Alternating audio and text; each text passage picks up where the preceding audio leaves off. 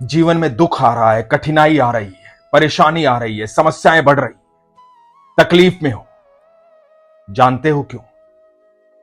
ये प्रसंग बड़े ध्यान से सुनिएगा, उसके बाद निवारण आपके पास होगा और आप जान जाएंगे कि आप दुखी क्यों हैं। हरे कृष्ण दोस्तों, मैं हूं अनुज शर्मा। एक बार एक दादाजी थे, उनका एक पोता था।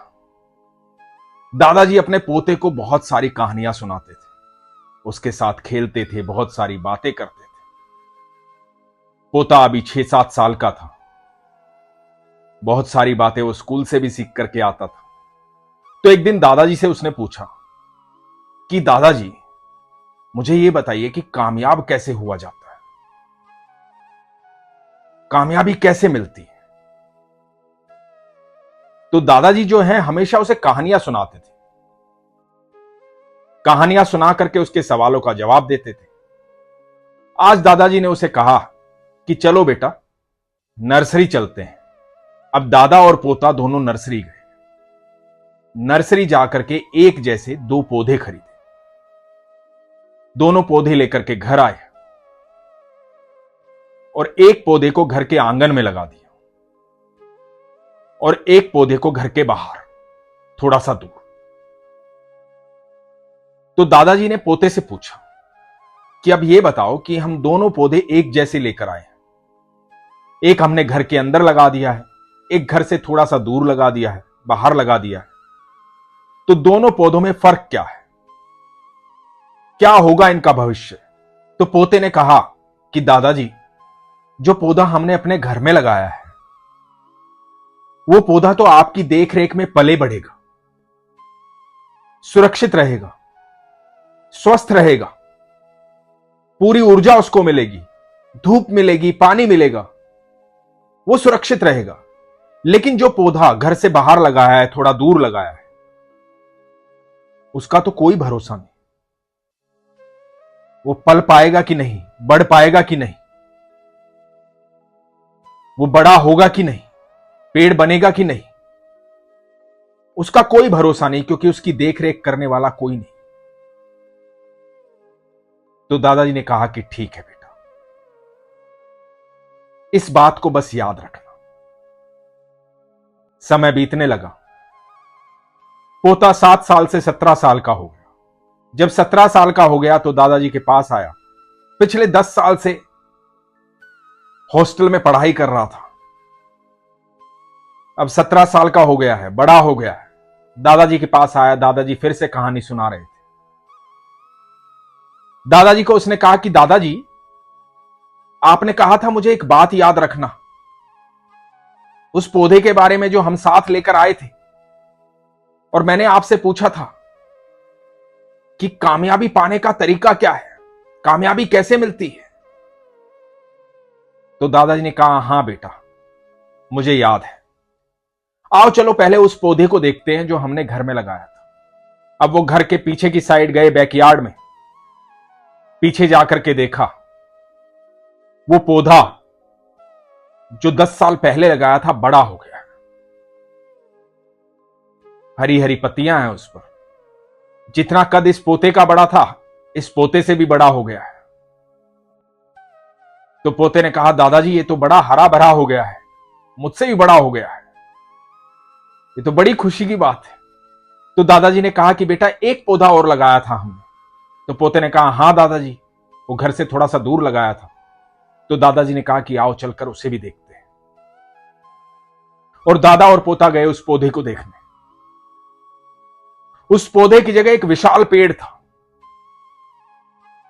जिसकी छांव में लोग बैठे हुए थे, जिस पर पक्षी चहचहा रहे थे। बहुत बड़ा पेड़ था।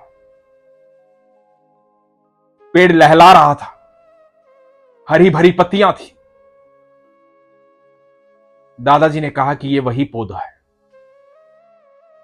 जो तुमने अपने हाथों से लगाया था, और वो भी वही पौधा था जिसे तुमने अपने हाथों से लगाया था। लेकिन आज इस वृक्ष के नीचे लोग बैठे हैं, इसकी छांव के नीचे। पक्षी इसकी शाखाओं पर बैठे चहचहा रहे हैं। ये अपने संपूर्ण रूप में है।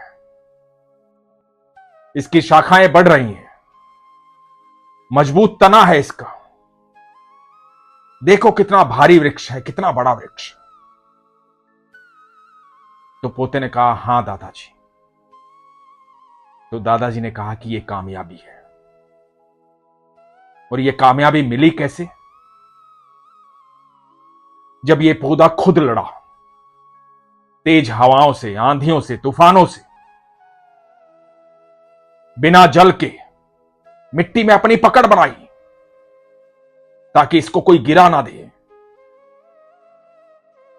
जब यह छोटा था तो कितनी तकलीफ सहन की होगी।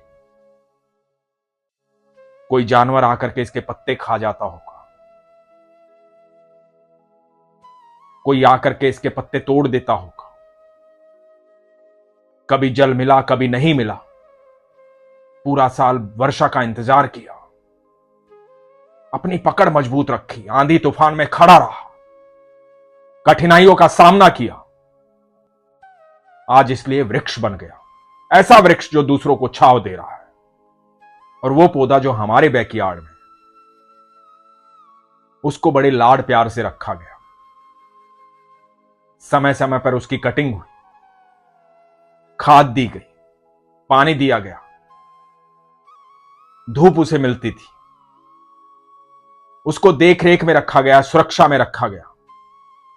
वो इतना मजबूत नहीं बन पाया क्योंकि उसने अपने जीवन में कठिनाइयां नहीं देखी, परेशानियां नहीं देखी। और बेटा, जिसे परेशानी मिलती है ना,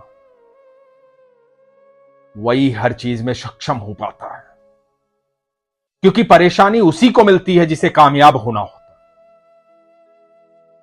यदि आज आपके जीवन में दुख है, समस्याएं हैं, परेशानियां हैं, तो निश्चित तौर पर आपका समय अच्छा आने वाला है।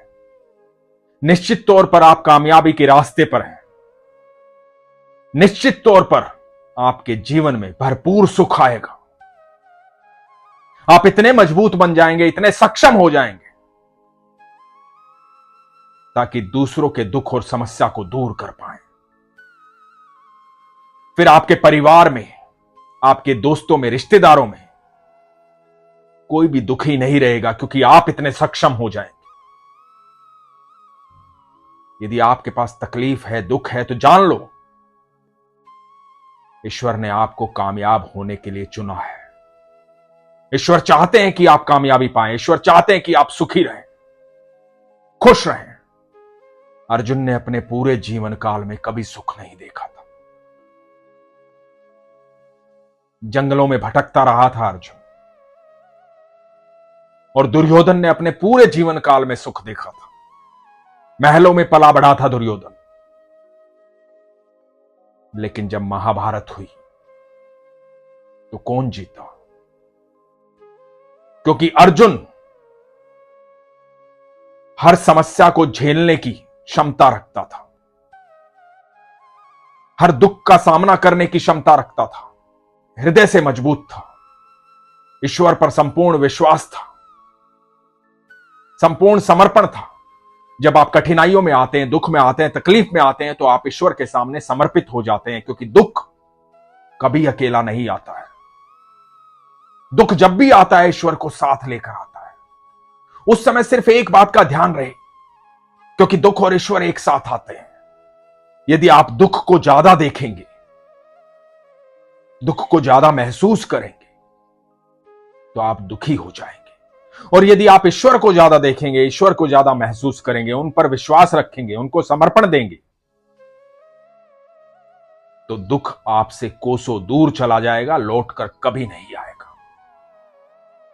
तो यदि आप कठिनाई में हैं, दुख में हैं, तो जान लें कि ईश्वर भी इस समय आपके साथ है। अब आपको किसे चुनना है, दुख को या ईश्वर को? यदि ईश्वर को चुन लेंगे तो पल प्रतिपल जीवन में चमत्कार होंगे। आपने कितने भी बुरे कर्म किए हो, कैसे भी प्रारब्ध हो, यदि आपने ईश्वर को समर्पण दे दिया तो आपके प्रारब्ध काटने में ईश्वर आपके संग खड़े हो।